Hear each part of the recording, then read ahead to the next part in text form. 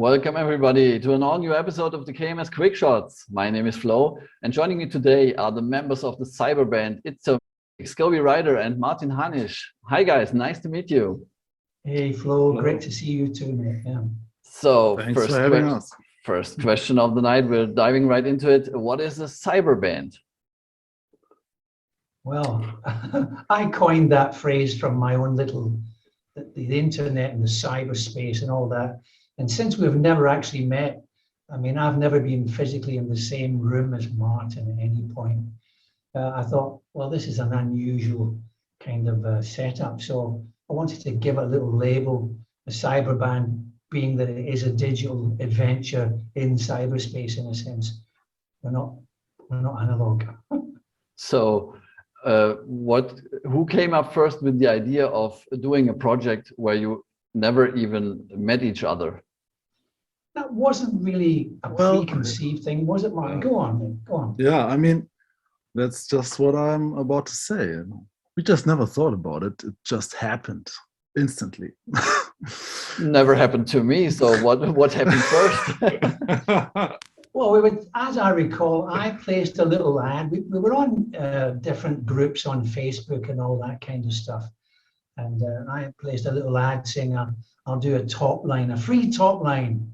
And Martin was one of a few people that reached out, but he was obviously the best of the people that reached out. So I decided to keep in contact, and we just kind of kicked off from there. So once you guys met, I guess you quickly developed a certain chemistry in the projects you developed there. Was there a certain point where both of you guys thought, okay, now this is something serious that can be published and released? Or was it just a fun process that accidentally, so to speak, developed into something serious? It wasn't forethought at all. It just evolved, didn't it, Martin? Yeah, it did. And we have been so deep, pretty quick into it. And the best thing about it was that we didn't waste any time at all. We just crushed on. I threw some riffs at Scobie, and the next day he came back at me with great stuff, and I did what I could with my, bass playing and everything, and mixing and stuff, and guitars, and for me personally, the second song already gave me a feeling of, okay, we have something pretty special here. And I don't know at which point it was with you, Scobie.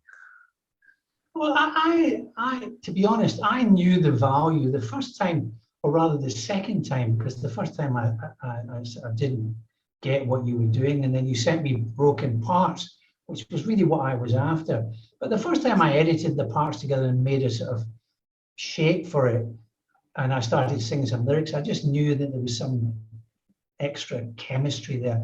Now, remember, Flo, we'd never actually sat down like this or spoken at all in any way. Yeah. It was just, he sends me files, I send him files, he sends me files, I send him files, and then we decide that it's finished between us. But there was never any deep discussion about, oh, I think the bridge should do this, or it should go up like that, or the chorus needs, nothing like that. Nothing at all. Okay, but in the process of refining those songs to a finished product, you have to have a dense way of communicating, don't you? Well, the communication was the music, really. Well, I sent back to him, he improved, he sent me back something, I improved. I sung harmonies, and then he put some other guitars on. It was a kind of just an ongoing exchange. There was absolutely no discussion. Yeah, no discussion, but very few minimal text blocks, I would say, via Facebook. Just, okay, how about that? Try it out. And then, oh, great. How about that? And then so on. That's really rare. So I haven't heard of such a project before that went so smooth so far. So you guys have a massive amount of tracks, at least planned. You told me before that you have you plan to release on I don't know if I recall this right, 2 tracks a month for the next 2 No, years? one track a month for the next 2 years. But we might release 7 in a week. I don't know. I mean, it's just, we've got so much material. We need to build an audience. So whatever gets that done, you know, I don't know. I'd like to do that, 7 in a week. It's crazy. So we had a crazy run, and there have been times. I remember I've been so on fire with that project throughout the entire year that I woke up at 4 a.m., 4 in the morning, and thought to myself, well, it's 4 in the morning. I've got 2 or maybe 3 hours without screaming kids. Let's get up and do some rock and roll. That is the mere essence of rock and roll. So these kind of things. Well, interesting enough, Bernie Taupin and Elton John were never in the same room at any time in their career. Bernie sang lyrics, Elton sang the melody and played. They never got together and talked about anything. It was just one of those funny things. And in a way, I got kind of tired. I've been in bands, I've been in lots of different things, and I got tired of talking about music. And that was one of the things that really was refreshing for me. There was none of this, I think you should do this, I think you should do that, you know, none of that. It was just purely intuitive. Yeah. Man, You can agree 100, man. Yeah. Same here. you can really get lost in the process of re-recording and pulling some faders and knobs about some minor things no one else will ever hear except you as a musician. So I kind of think it's really refreshing to just throw unrefined ideas at each other, but in the end, the outcome's a refined product. So to what percentage would you say are there ideas that don't go anywhere? So Martin, for example, you throw anything at Scobie and Scobie says, nah, that sucks. Does that happen very often? So that's so interesting, because it happened only maybe 3 or 4 times in our entire process. And the very first song, and I did tell that story yesterday to Scobie as well. So the very first song I threw at him, I thought, well, I have no idea who that Scobie whoever is, and I'm gonna send him the best thing I've done in the last years. And I did send him that song, and he came back to me with, I have no idea. It's essentially 2 parts, and I need I need more, and I need something else. And I thought, what is he talking about? That's a cool song, man. So, but then from there on, it's been, I don't know, I would say 80–90%. That's definitely 90%. Definitely. Yeah. I mean, probably. I would say this, that anything we didn't use exactly as it was. Sometimes we kept a little bit of it, or just 6 bars or 10 bars and added to it. And I said, I need 2 more parts. I mean, I'm a structure guy. I without sounding like I'm an egoist, I know about songs. I worked with Martin Coulter, Bill Martin and Phil Coulter in London. I worked with Pete Waterman. I worked with all these huge pop impresarios. And Phil Coulter had 67 #1 records that he's written. And I learned under the best, so I know how to put things together, and I know when it's working. Yeah, and that's the thing. You have to know, Flo, is many times my riffs do not stay just the way I played them, or I thought that they would be placed, or because Scobie is messing around with them. Okay. Making them backwards and chopping them up and taking 2 bars out and, just messing around. I know when it's right, though. It's simple as that. I just do. So, but you have to have the ability to don't take this the wrong way when you get, I'd say, criticized for what you do initially, but you evolve in the process, I guess. Yeah, there's no egos involved here at all. I have to say that. There's never been any, I don't think that's right. And it's never happened. We've just agreed and let them, in fact, let the song reveal itself in a way. That's what I always say. Let the song guide us to where it wants to go. Yeah, I can remember when I worked in the very beginning at some guitar solos, and that's so typical for guitar players. And I thought, man, that's a hell of a guitar solo. And you came back, well, you know, it's pretty good played, but you know, it doesn't serve the song. And I was like, what is he talking about? And then I decided to erase my ego from the equation, just like Scobie just mentioned, because it's all about the song. It's all about the music. Yeah, it's like it tells you what it needs. Yeah. I think in a way you can compare it to gardening. So it's nothing. You plant the seed, but you can't force the seed to grow. You just have to wait and let the thing evolve by itself. So if you have all the ingredients already there, you can just refine it in a very calm sense, I guess.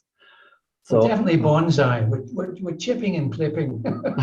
right. Yeah. Oh yeah, speaking the Asia way of gardening. Yeah. So with you spread around the globe, how does the recording process work? Have you all got your own studio gear at home and sending raw files back and forth? That's exactly it. You know, we've got a setup. I've got my vocal end sorted. Martin's got all his guitars. I mean, my studio here is pretty basic. I've got a sound booth, decent mics, and me. I don't use auto-tune. I don't use any nonsense. God forbid. Like that. I just don't do it. And so I put stems together. I sing things. I change things. Maybe the whole chorus will change. Everything can change. But suddenly I send it back. He sends it back. I send it back. And then next thing we're like done and dusted. That's a wrap. You know. Who does the mixing and mastering process with you guys? That's all Martin. He really is he's the technical expert. So well, honestly, I'm not, but no, I give my very best. You can tell me something about my mixes if you like. Have you any education regarding the mixing aspects, or did you just do it yourself along the way? Well, I booked some online courses over the last years. Those are spreading all over the internet. And I took some chances, and I have some friends, and I was lucky enough to record in some of the finest studios in Germany, and look what those guys are doing, and decided not to do it their way. And you know, I've been working as a one-man band for TV and production music for a few years. So that sort of gave me the training for itso. Served as well, though. I mean, you really have got a great ear for it. I mean, I might go back and say, you know, guitar's a little bit quieter, or he's always a bit, you know, a bit jazz. He's always a little bit, you know. And I'm like, come on, give us some welly, push that up 3 dB, push that up, you know. And I love harmony blocks. I sing a lot of harmony blocks, and I like to hear them. I'm not pretending to be Queen, but you know, it's part of our sound is the harmonies. It's part of what we do, you know. But so, Martin's the guy. So no, but without Scobie, our mixes would just only be half as good or so, because it's just complete teamwork. I just do the beginning and then trust his ears, and you know, it's just a back and forth trusting process, I guess. Is there once the tracks are ready, how do you release the single tracks? Is there any label or something involved? Not at all. It's just simple Spotify. Hunt the audience. I mean, it's been 3 months. We've got 18,000 or something listeners on Spotify. It's been a very short time, but we're starting to pick up traction, and that's what we want to do: build an audience. You know, I mean, fuck record labels. Don't mind me. I was signed to EMI. I've been there. Got the T-shirt. It's a shit show. You know, they take you over. They point you. They prod you. They focus you, and the next thing you're doing something completely that you don't want to be doing. I would never do that again. it's the thing in the industry. There are the big 3 or 4 maybe, and the other ones get totally as a background noise some place in the back, and it's a shame because there's literally nothing that that differs from the music nowadays. Everyone who has the ability can make decent tracks, also decent mixes and releases all by themselves. That's why I was asking about your process, because usually no one turns to the big labels or big names and tells them, oh, I want to be a big star, and even the guys who do are not interesting anymore. So well, I've been there, I did that. EMI was a massive label, had the Beatles and so on and so on. I had the same manager as Queen. I had Jim Beach. You know, I was a talented guy, but I was also an asshole who just would not be told what to do. I'm like, I'm not doing that, you know. And I had a fight, I had a stand-up fight, fist fight with the guy in EMI who was my A&R man. Not just words. No, I kicked his ass. I really did. And then he would run out of the room. I mean, I was a bear then. I was a bear. I was a punk. So That guy. That's a good point to ask about your careers so far. So Scobie, you mentioned the big names, the big careers so far. Where did all of this start, and how did you end up with doing your own thing? Well, there's a line from David Bowie: the bitter comes out better on a stolen guitar. Just ask Ziggy and the Spiders from Mars. And actually, when I was 21, I had occasion to steal a guitar, but it wasn't a robbery. It was someone owed my mother money and they wouldn't pay. And I went around and kicked the door in and took the guitar and said, when you pay, you can have the guitar back. And he was an American. He said, fuck you, man, I don't want the fucking guitar. And it was a 1959 Gibson. Okay. And that was my first. Still have it? Yeah, I still have it, yes. My first and last guitar. And I wrote hundreds of songs on that guitar as a folk singer in Glasgow. I was a folk singer. And then, it's a bizarre story. I used to drive around Glasgow in a beach buggy full of girls. And one night, about 3 a.m. after the clubs had closed, I was driving down. There was a guy standing outside the central station. It was pissing down with rain. And I said, man, you can't stay there. You got to come on. Come in with me and I'll take you home and I'll drop you back in the morning. And this guy turned out to be Nicky Graham, who was an A&R for CBS. And I was back at the flat. We were having a few smokes and I was playing the guitar and singing. He said, whose song is that? I thought, it's one of mine. He's like, oh, really? And I only do my own songs. I don't know how to play, you know. And about a year later, I got an email from him saying, if you're ever in London, you know, look me up. So I was like, I'm never in London, but I'm going to go. And I bought a van and I piled my shit and I drove down to London and parked in Soho Square. And I went round with my guitar, no tapes, just playing live in the office. And everybody's like, what the fuck is this? You know, you've got no demos. And I was like, no. And I signed to EMI, basically. Yeah. And then I started working with a Bay City roller boy, Les McEwen. And I'd met him in Glasgow, and so I made him leave the Rollers because he was unhappy as hell. And then I started ghostwriting for him. And then we had 3 gold albums, and I made a few quid.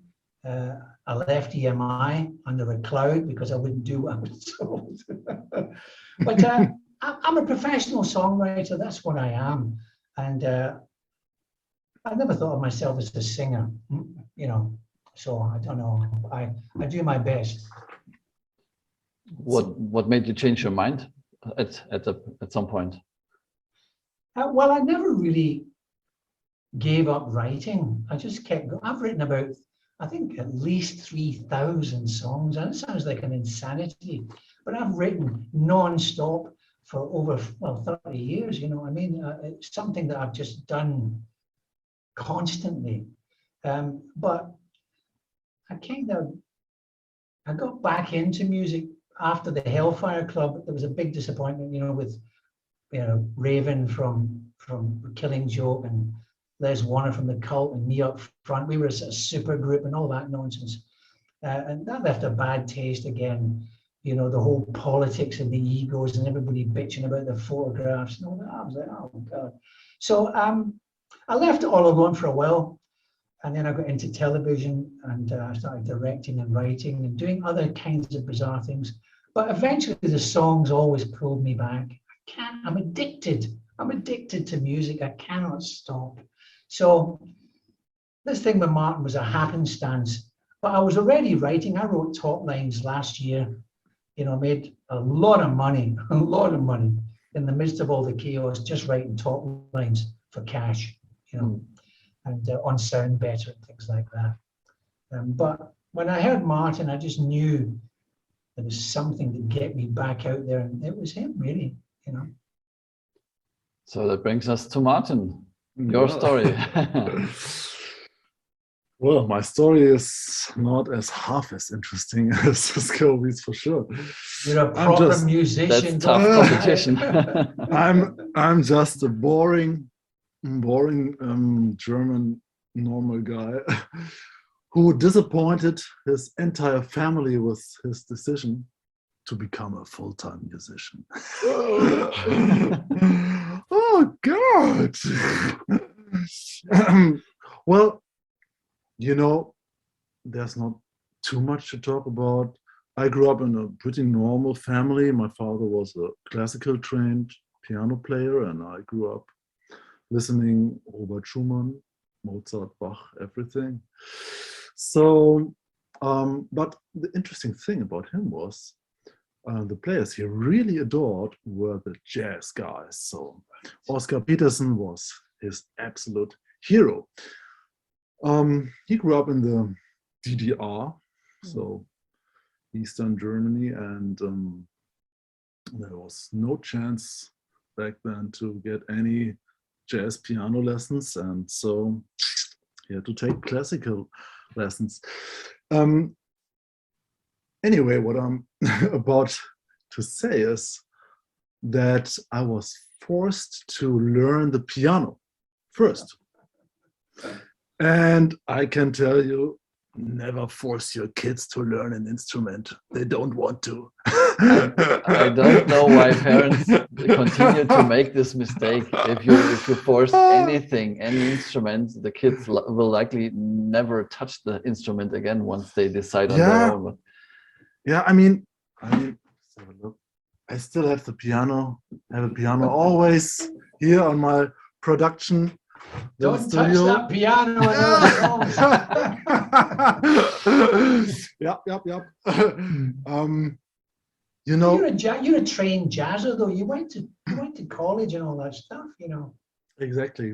And if I have that minute, I will talk about that. How I came to the guitar finally, because each time I listened to an electric guitar, and I was able to tell as a child, oh, that sound, what is it? Oh, I think that could be an electric guitar. Each time I sort of, I listened to that sound, I was electrified. So electric guitar electrified me and fascinated me from the beginning on, but I was too shy and I was too introverted, whatever, to tell my parents, please buy me an electric guitar, please. And also they weren't listening to rock and roll at all. So they had no idea what's going on out there.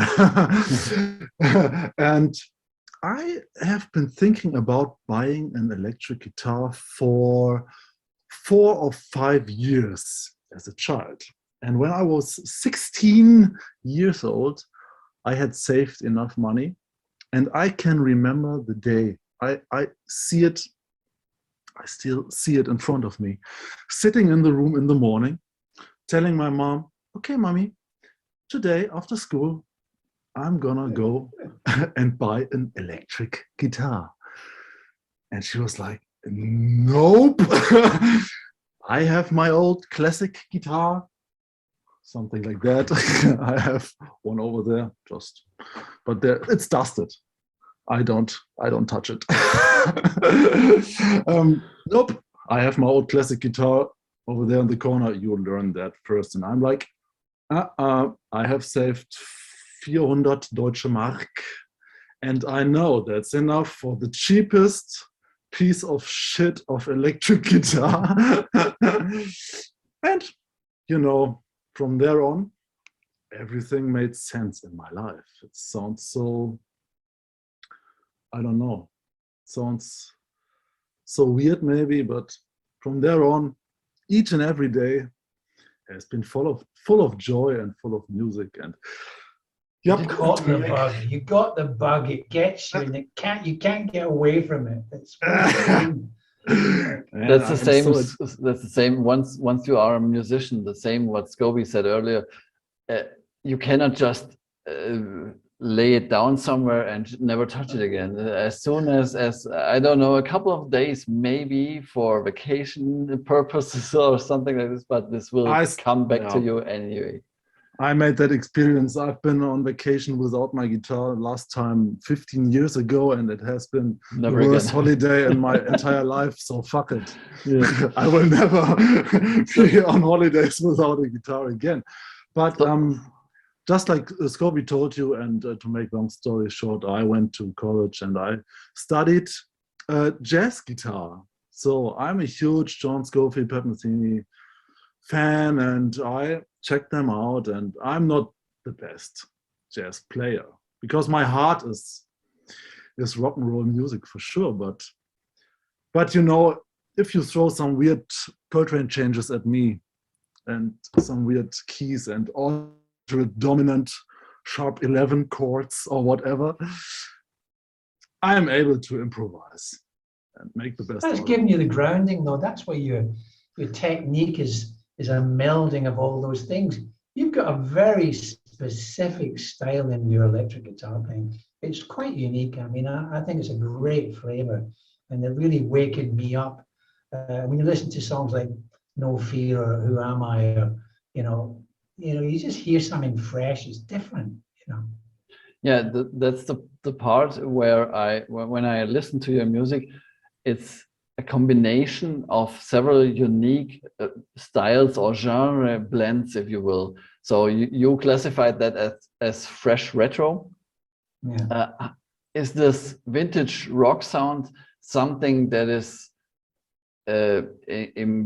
engraved in your souls or something, or did you have to develop this as a duo to come up with it? No, it was just there. I mean, I grew up with Led Zeppelin and Ozzy and all that stuff. And I mean, so many bands. I mean, you know, Deep Purple and King Crimson. I mean, all that stuff.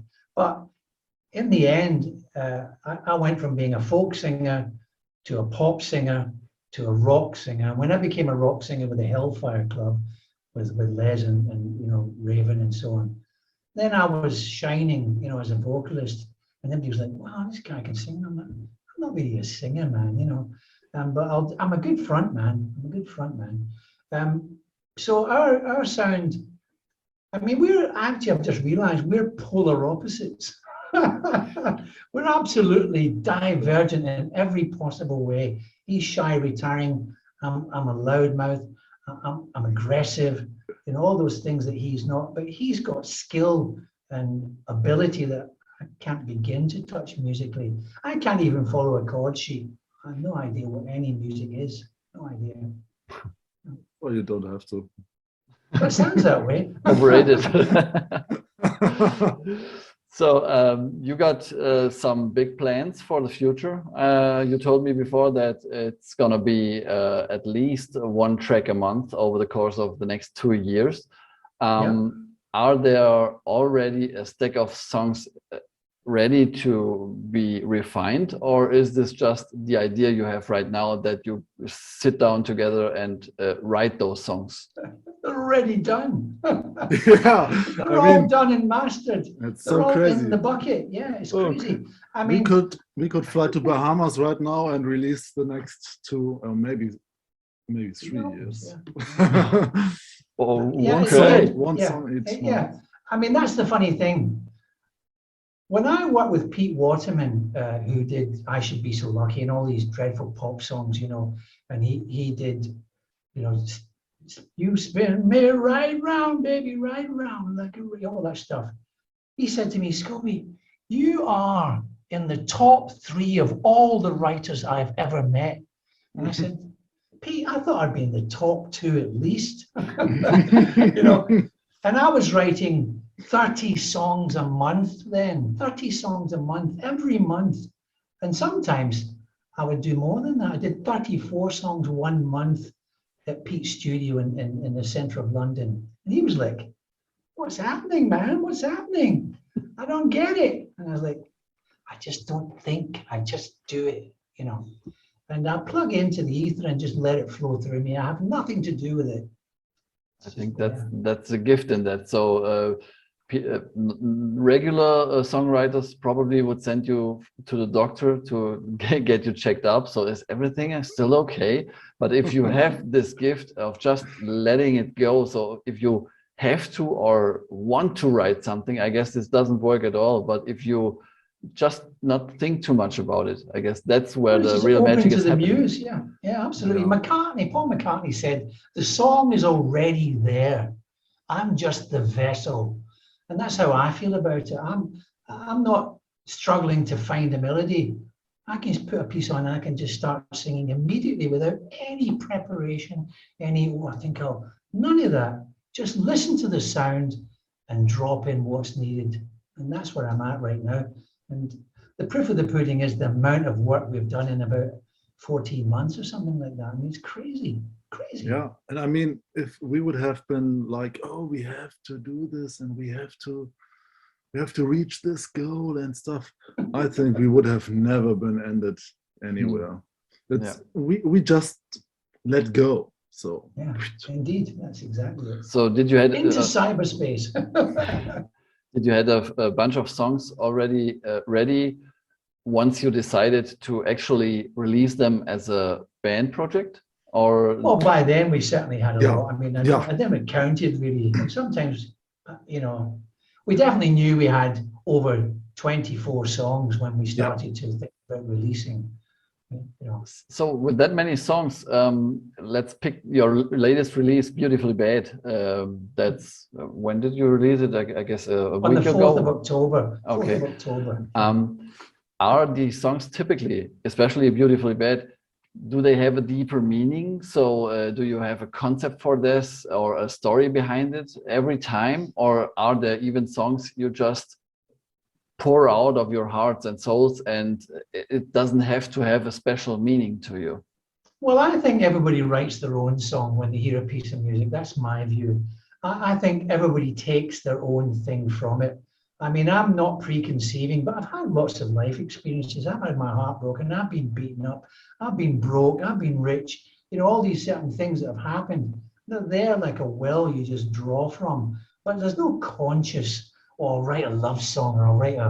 None of that. It's just the song reveals itself, really.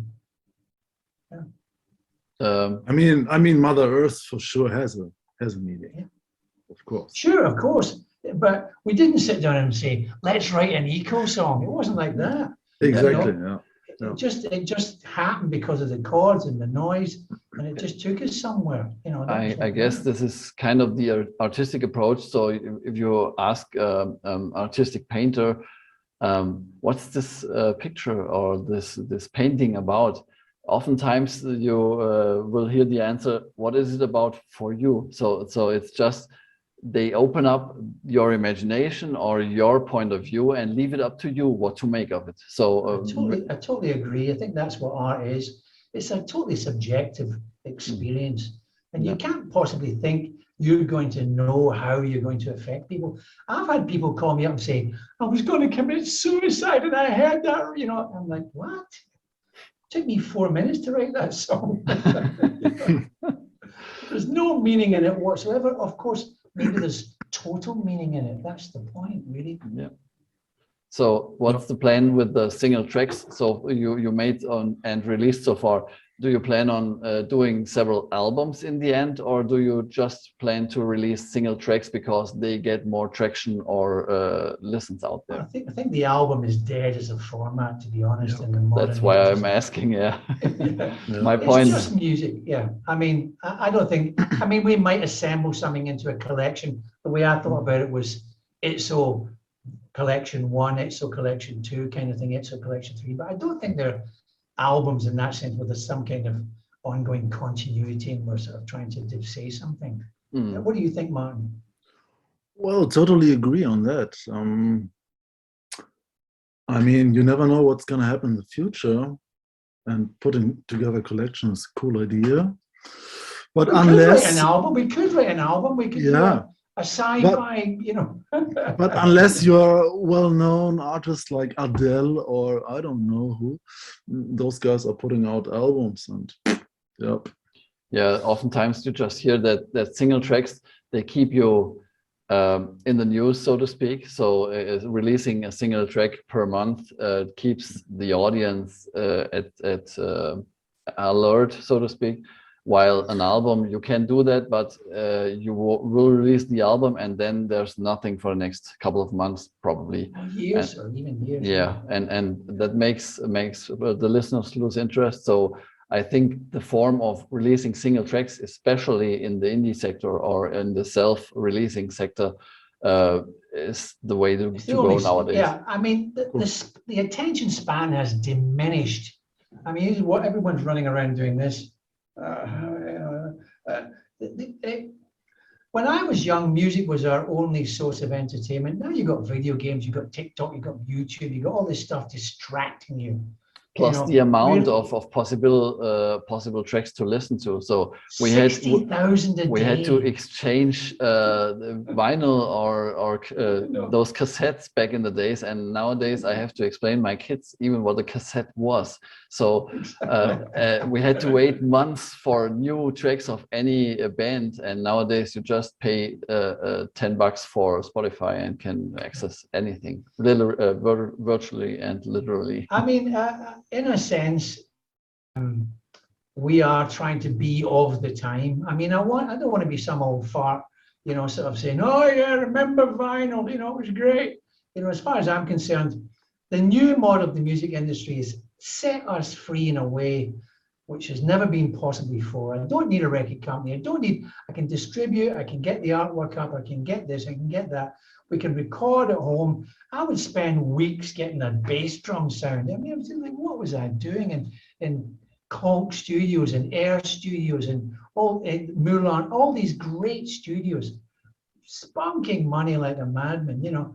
And now when I listen to our recordings, I think these are every bit as good as something that somebody's done on a freaking SSL, you know, polishing the shit out of it.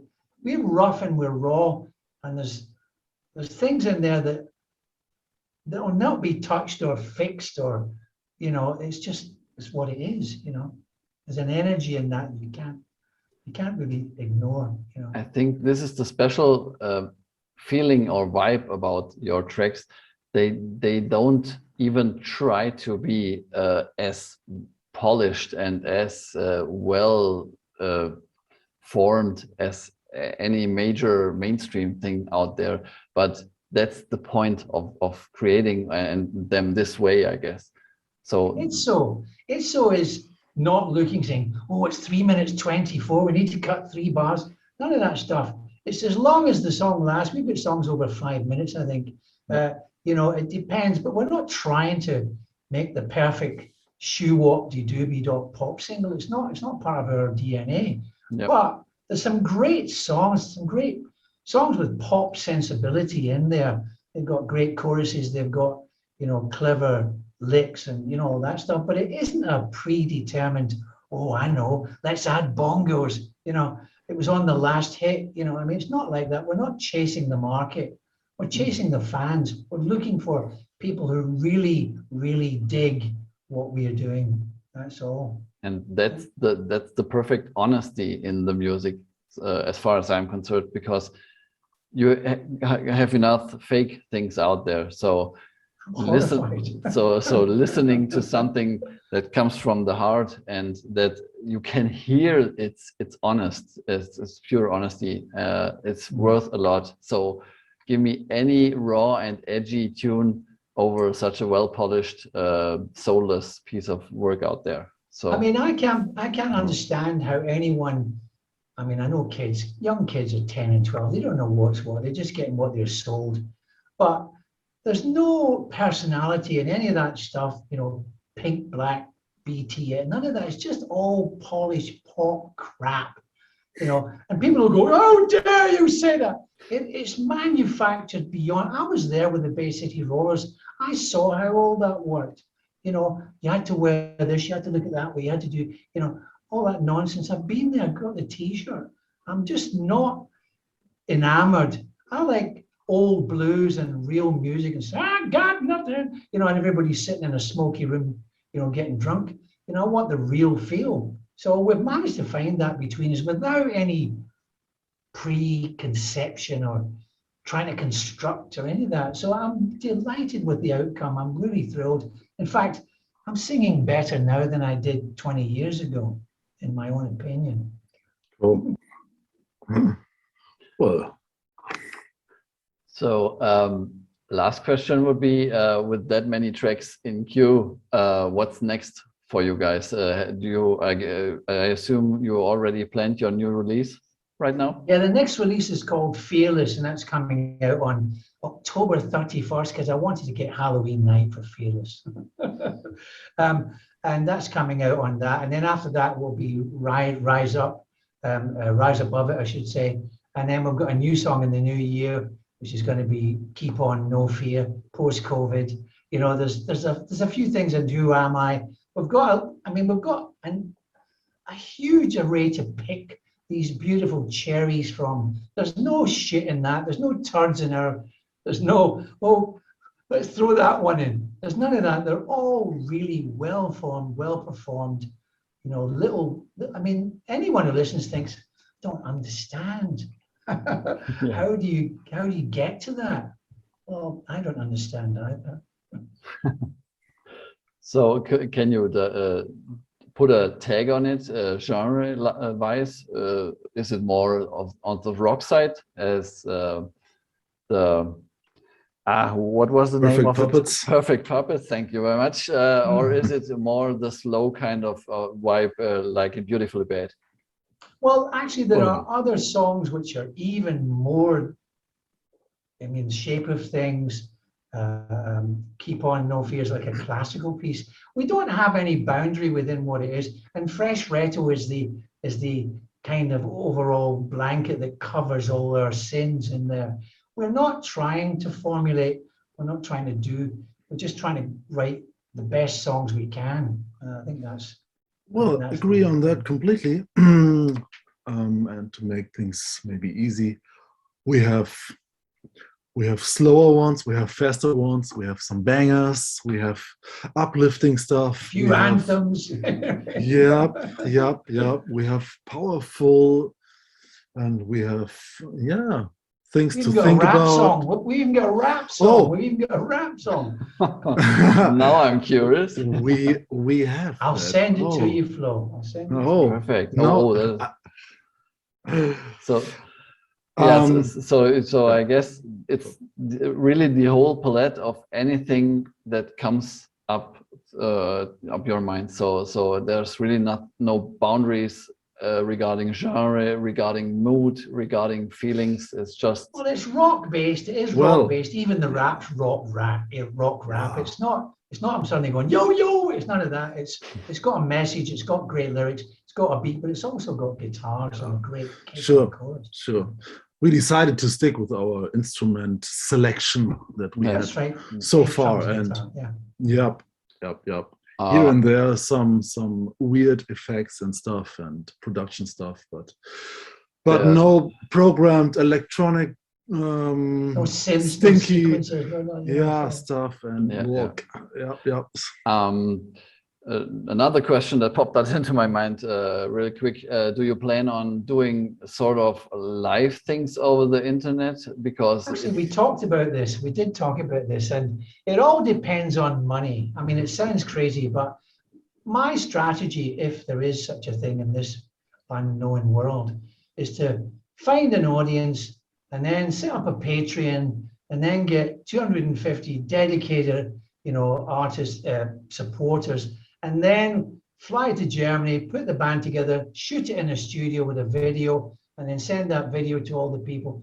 It will be performance, but it won't be live in a bar, in a pub. We'll control the environment and we'll give them a show, but it will be rock, based. It'll have, lights and projection and all that nonsense.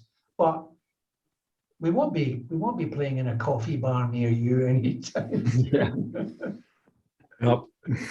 So I guess we can stay curious about things to come then with itso, because you never know, and that's meant in every single way what will be next with you guys. True. I wrote a little Agreed. strap line. I said, it's so you, it's so me, it's so new, it's so old, it's so now. I did all this kind of like it's so stuff. Yeah. And our big line is, it's so cruel. Perfect. So Scobie, Martin, thank you very much for meeting me tonight. It was an absolute pleasure to have you here. Thank Guys, you. if you want to know more about itso and all of the tracks and projects still to come, please make sure to check out the social handles at the end of the video. That's it for tonight. Thank you for watching. See you soon. Be safe. Bye. Bye.